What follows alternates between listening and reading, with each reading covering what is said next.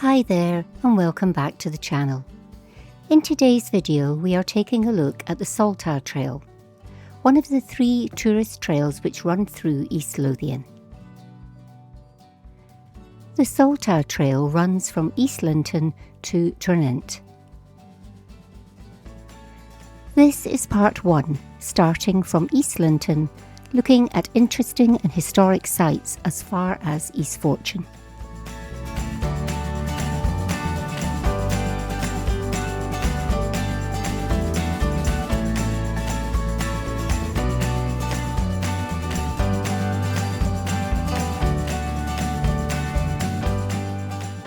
As we enter East Lothian, the first point of interest on the right is a memorial dedicated to John Rennie, a renowned civil engineer born near Fantasy.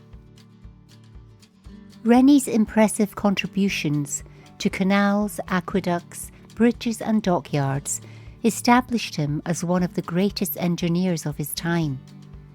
A prime example of his work is the New Bridge or Rennie Bridge in Musselburgh.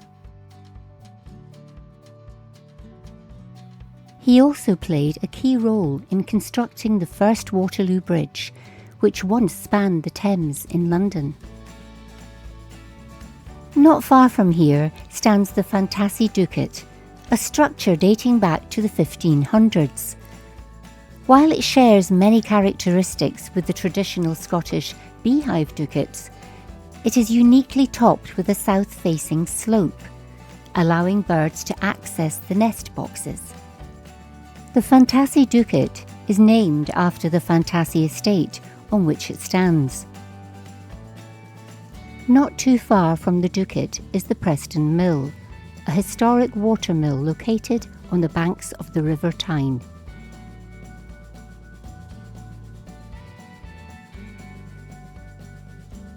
It's one of the best preserved traditional grain mills in Scotland and is now a heritage site, managed by the National Trust for Scotland.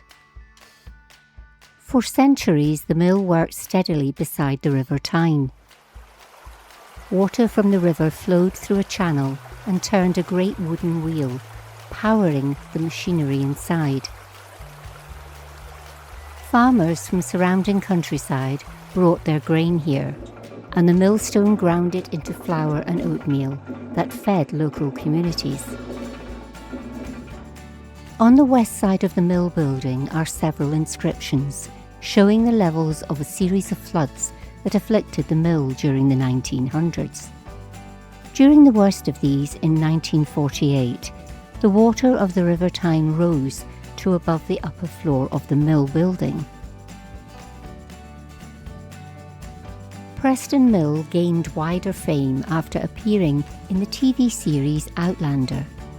It was used as a filming location in Season 1, which brought many fans to visit the site.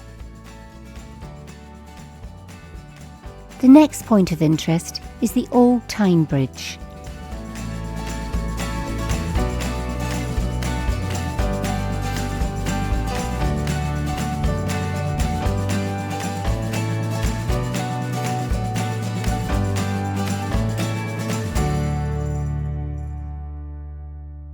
The present bridge was built in 1560, after the previous one was deliberately destroyed in 1549 by 2 quarry workers under the orders of the Earl of Cassilis, aiming to hinder the English retreat from the siege of Haddington. For centuries, this bridge carried the Edinburgh to Berwick-upon-Tweed post road, which later became the A1. In 1927, a new bypass and bridge were constructed upstream, redirecting traffic away from the historic crossing.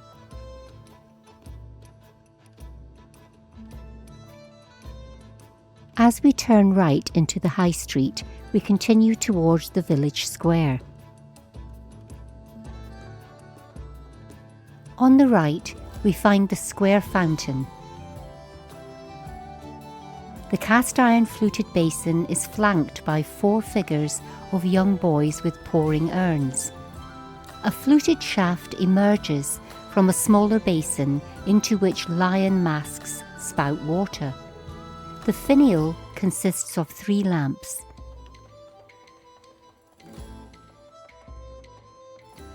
It was erected on the site of an old well in 1882, following a monetary donation from John Drysdale, a former East Lothian native who settled in Buenos Aires, Argentina, to become a farmer, rancher and businessman.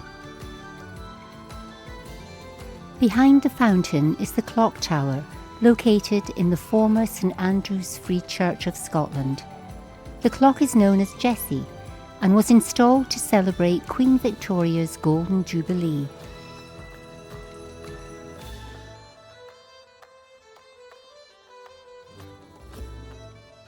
Our next stop will be School Road, where we visit the War Memorial.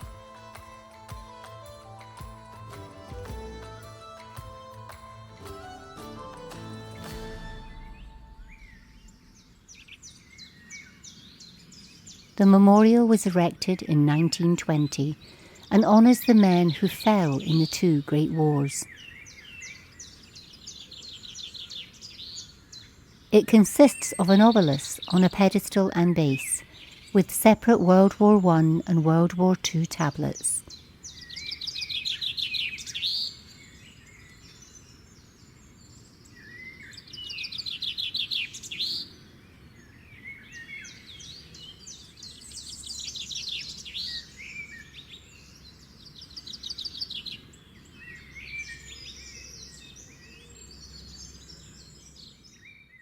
As we turn back onto the High Street, on the right we see the former East Lothian Combination Poorhouse.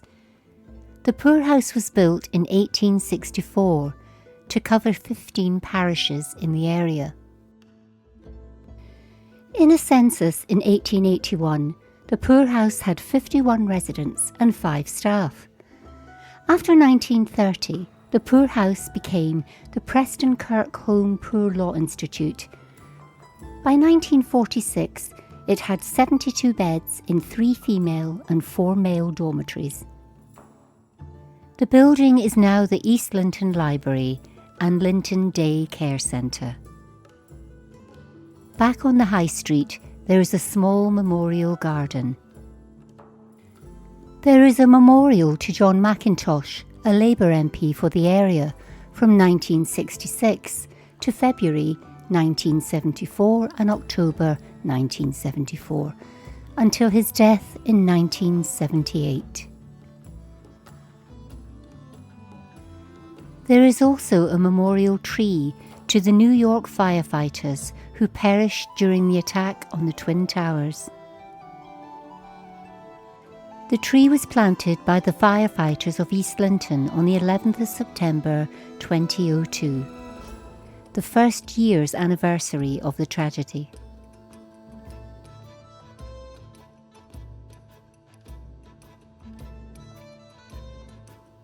On the wall behind the tree there is a plaque in memory of Robert Noble, a local artist.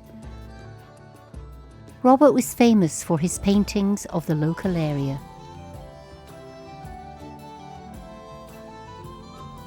We now head off the trail briefly to take a look at the Preston Kirk Parish Church and the Smeaton Estate.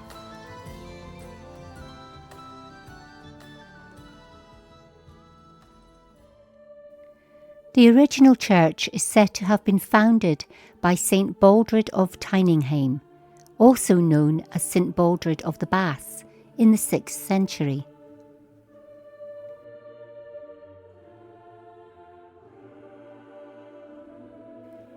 The tower of the present church dates from 1631 and the main building from 1770. It was enlarged in 1824 and the interior was redesigned in 1892. Baldred is said to have miraculous powers.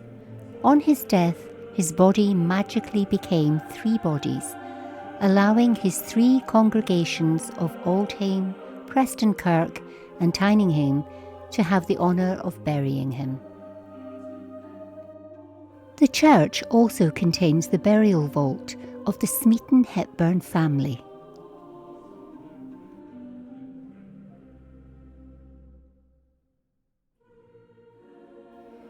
The St Baldred window was installed within the church in 1959.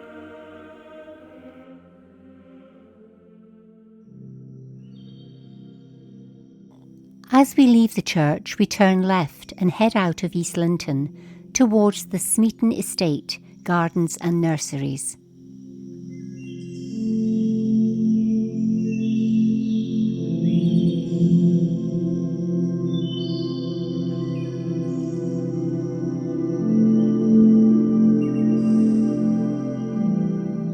On the left is the Smeaton Lake.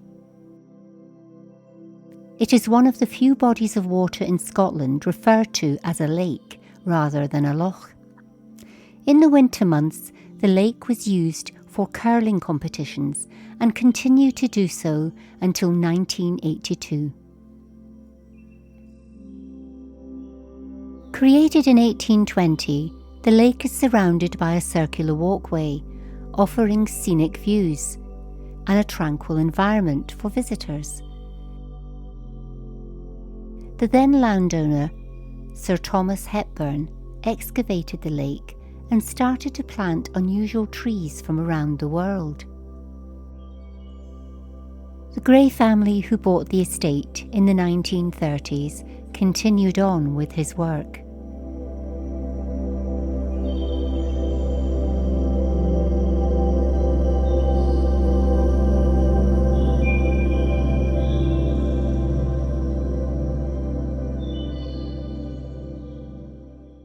On the parkland to the right, there once stood Smeaton House. Smeaton House was a grand mansion of 2 stories with a basement and attic, with 1 story flanking pavilions. It was demolished in the 1950s. The walled garden of the mansion house is now home to Smeaton Nursery Gardens and Tea Room.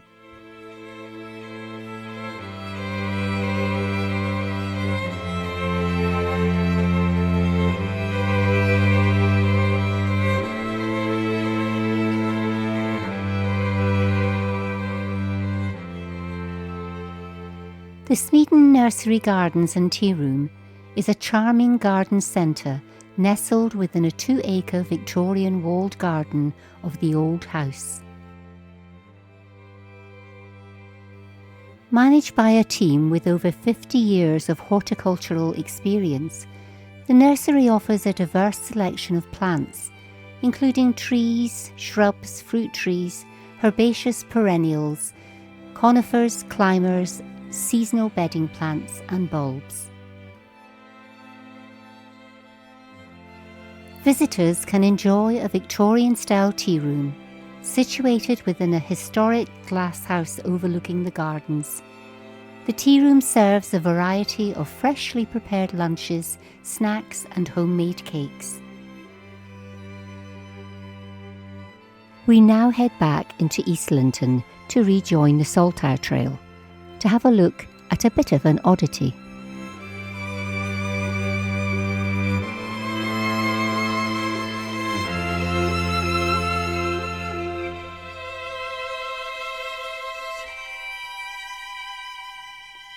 Just on the outskirts of the village is the 16th century Markel Ducat. Ducats are usually associated with large houses or castles, but there does not appear to be anything close by. The only castle in the area is Markel Castle. Is it associated to this? Perhaps you can let us know in the comments.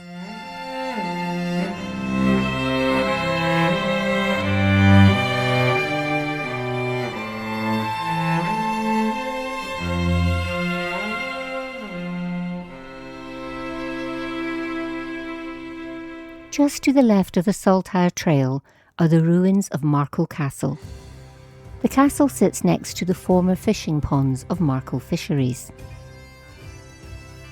Little is known about Markel Castle, but it was associated with the long since disappeared medieval village of Markel. Markel Castle was built by the Hepburns in the 1300s, a powerful Scottish family who also owned nearby castles of Hales and Walkton.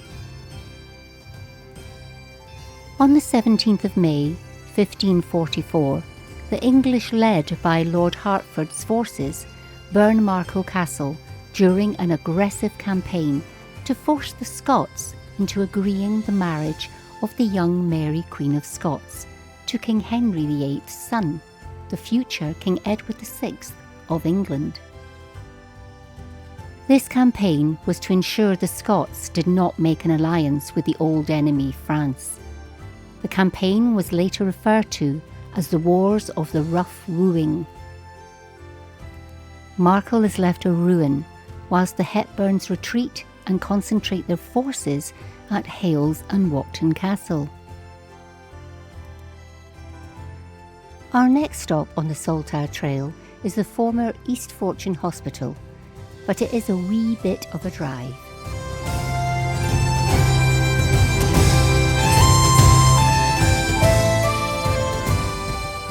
Also in this clip, you will see us going through a red light. The clip has been edited as we had waited for 5 minutes before we realised the lights were stuck on red.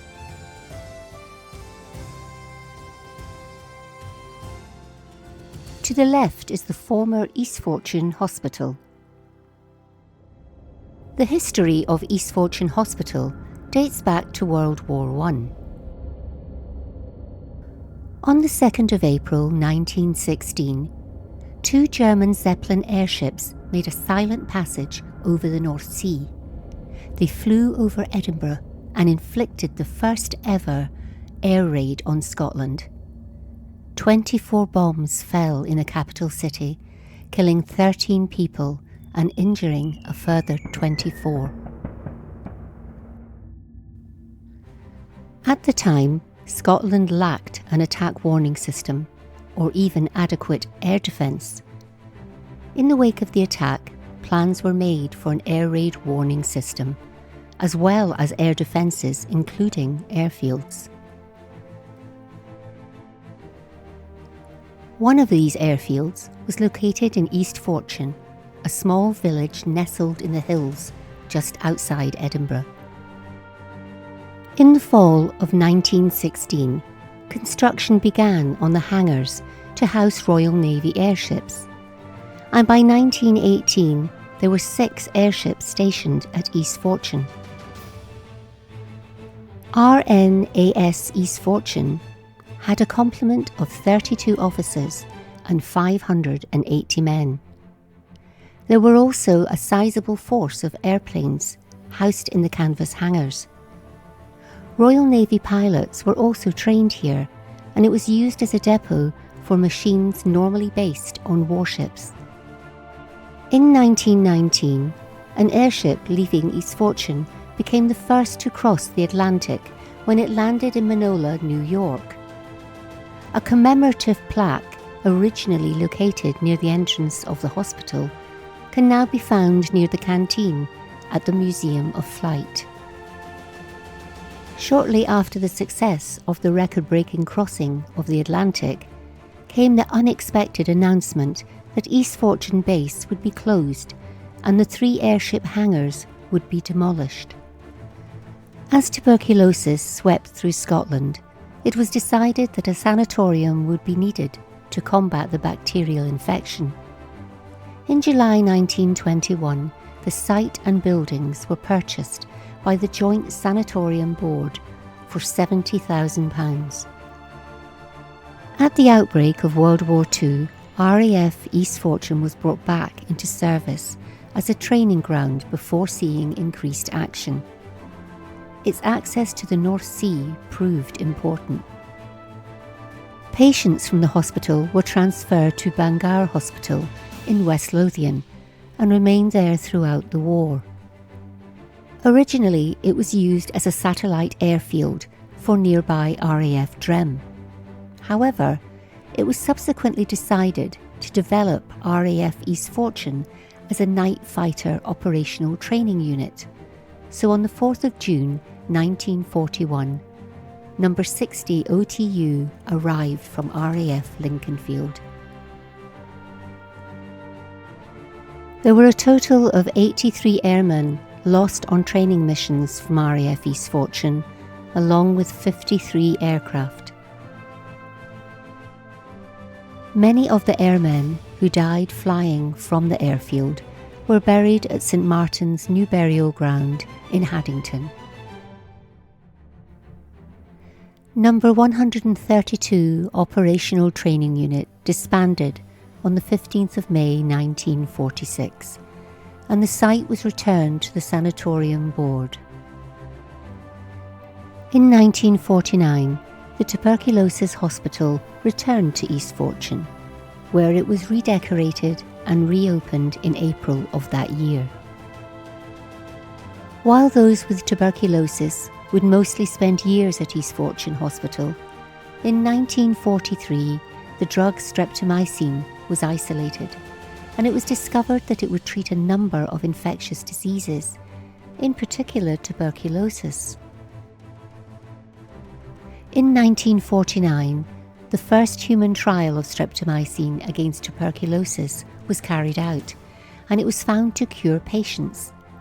It was hailed as the miracle cure, and patients with tuberculosis would sometimes be out of hospital within 2 years. Then in 1956, East Fortune Hospital was transformed into a hospital for disabled adults. It continued as a hospital for the disabled until 1985, when patients were moved to Haddington. Afterwards, East Fortune Hospital only housed long-term geriatric care patients. East Fortune Hospital closed its doors for good in 1997. Before this, it was hit by an asbestos scare, when it was uncovered that one block of the hospital was contaminated with asbestos. The historic hospital has since been left abandoned, and each building has an asbestos warning. There were plans to redevelop the derelict buildings into luxury homes in 2006. Due to the historic nature of some of the buildings, developers were not allowed to just knock them down. Instead, they needed to restore the buildings and incorporate them into their plans.